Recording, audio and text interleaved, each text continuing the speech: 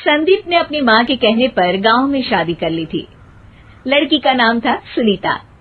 माँ का कहना था एकदम मॉडर्न बहू नहीं होनी चाहिए, लेकिन उन्हें नहीं पता था कि गांव से आने वाली बहू सुंदर सुशील तो होगी और उसको गांव से बाहर भी निकाल लाएंगे, लेकिन उसके अंदर का गांव कैसे बाहर निकलेगा।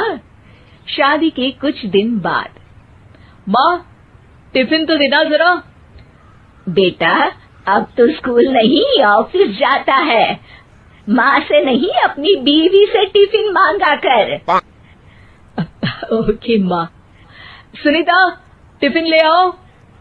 जी लो टिफिन, इसके अंदर पिस्ता डाल दिया है। पिस्ता? पिस्ता क्यों? सास जी ने बोला था ना कि आपको पिस्ता बहुत पसंद है। ओहो, मैंने पिस्ता नहीं पास्ता बोला था, पास्ता। पास्ता? कहीं होता है पास्ता? अरे बेटी तू रहने दे, मैं बना दूंगी। अच्छा किया कि पाव भाजी बनाने का नहीं बोला, वरना किसी के पाव बना देती है। सुनीता को बुरा लगता है, लेकिन उसकी नादान हरकतें कम नहीं होती। ऐसे ही एक दिन, अरे तुमने ये क्या लगाया है?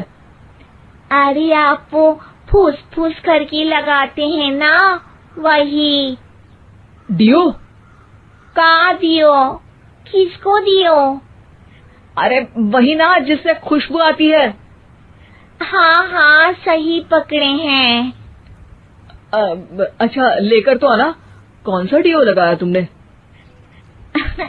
अभी लेकर आते हैं जी।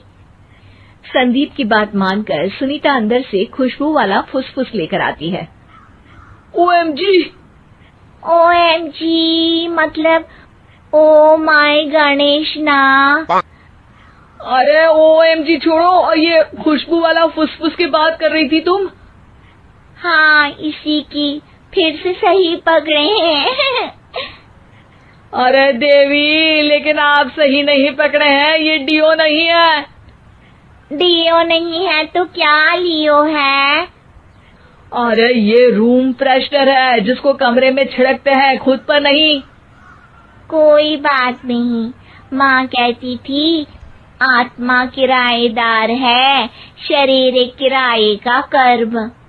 हम शरीर पे ये डाल लिए तो क्या फर्क पड़ जाएगा। अरे बहू, ओ बहू, मेरे लिए फल तो ले आ, फिर मैं बाजार जाऊंगी। सुनीता अपनी सास के लिए फल लेकर आती है। अरे बेटा, पपीता, तरबूज और सेब फल ऐसे कैसे खा लूं? काट कर तो ले आ। माँ जी, मेरे गांव में तो खेत से उठा के सीधा खा लेते हैं। अरे ये तेरा गांव नहीं है ना।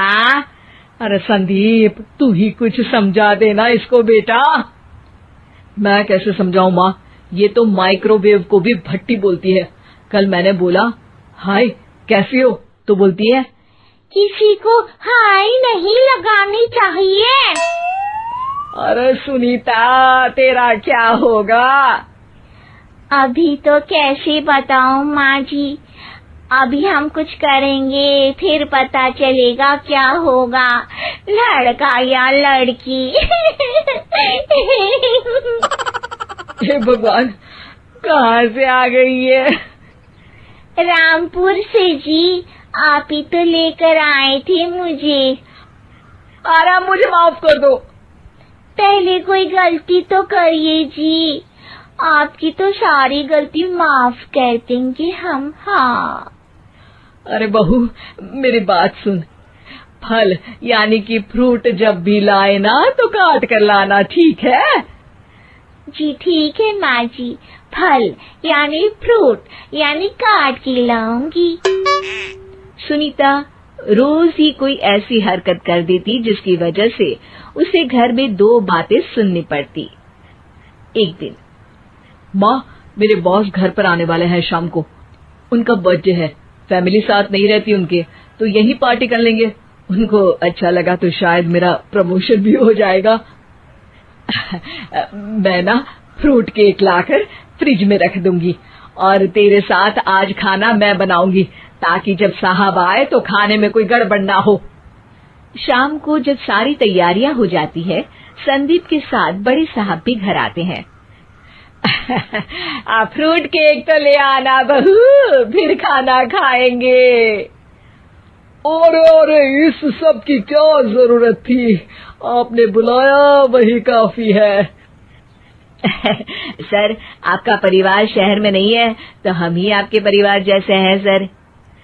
इतने में ही सुनीता फ्रूट केक लेकर आती है और बड़े साहब की टेबल पर रख देती है, और जैसे ही केक के ऊपर का बॉक्स हटाती है, ओह, ये क्या है? केक तो कटा हुआ है। मैं तो ऐसा नहीं लाई थी। आप मुझे शाबाशी दे सकती है माँ जी, मैंने ही केक काट दिया।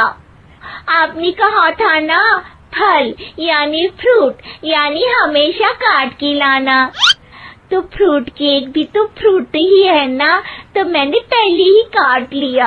हूँ ना मैं समझदार। अरे बहू, ये क्या किया? केक हमेशा वही काटता है जिसका जन्मदिन होता है।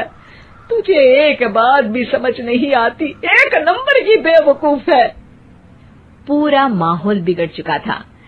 संदीप को लगने लगा था कि साहब उसे प्रमोशन तो दूर की बात है, कहीं डिमोशन ना दे दे, लेकिन साहब बीच में ही बोल पड़ते हैं।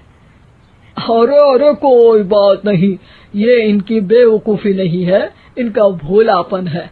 बेटा आप कहाँ से हो? रामपुर गांव से। अरे वाह, गांव से? फिर तो आपके गांव में ताजे फल और सब्जियां मिलते होंगे। हाँ, सही पकड़े हैं। हम तो काटते भी नहीं, सीधा खा लेते हैं। मैं ना एक बार तुम्हारे गांव घूमने जरूर चलूंगा। क्यों संदीप, ले चलोगे ना? मुझे गांव घूमना बहुत पसंद है। बस फिर क्या था, संदीप और सास दोनों खुश हो गए, क्योंकि साहब को सुनीता ने गांव की बात करके खुश कर दिया था। अब संदीप का प्रमोशन पक्का था। शिक्षा, कभी भी किसी भी गलती पर घबराना नहीं चाहिए। हो सकता है कि उस गलती की वजह से आगे बड़ा फायदा हो जाए।